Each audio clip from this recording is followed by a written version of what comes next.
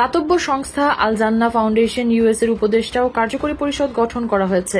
2025-2027 2 বছর মেয়াদের কার্যকরী কমিটিতে সভাপতি পদে এবি মিডিয়া গ্রুপের ফাউন্ডার ও সিইও রিজু মোহাম্মদ ও সাধারণ সম্পাদক পদে তরুণ সমাজসেবক মোহাম্মদ আব্দুস শাকুর এবং প্রধান উপদেষ্টা হিসেবে যুক্তরাষ্ট্র কমিউনিটি নেতা মোহাম্মদ ফখরুল ইসলাম দেলোয়ারকে মনোনীত করা হয়েছে।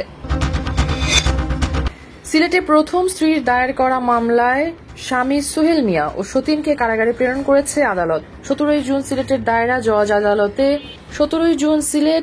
জজ আদালতে হাজিরা দিতে গেলে আদালত আসামি সতীনের জামিন নামঞ্জুর করে জেল হাজতে প্রেরণের নির্দেশ দেন।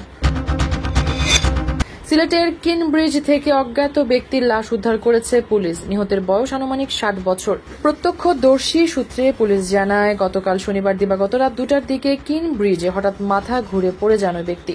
পরে আশেপাশের লোকজন 999 কল দেন।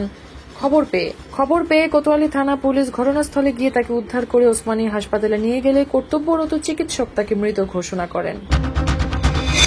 সিলেটে প্রায় কোটি টাকার চোরাই পণ্য জব্দ করা হয়েছে। শনিবার বর্ডার গার্ড বাংলাদেশ জানায়, শুক্রবার জকিগঞ্জ ও কানাইঘাট সীমান্ত এলাকা থেকে গোপন সংবাদের ভিত্তিতে অভিযান চালিয়ে ভারতীয় চোরাই পণ্যের 2টি চালান আটক করে। এসব চালানে ছিল চা, কফি থেকে শুরু করে ক্যান্ডি, চকোলেট।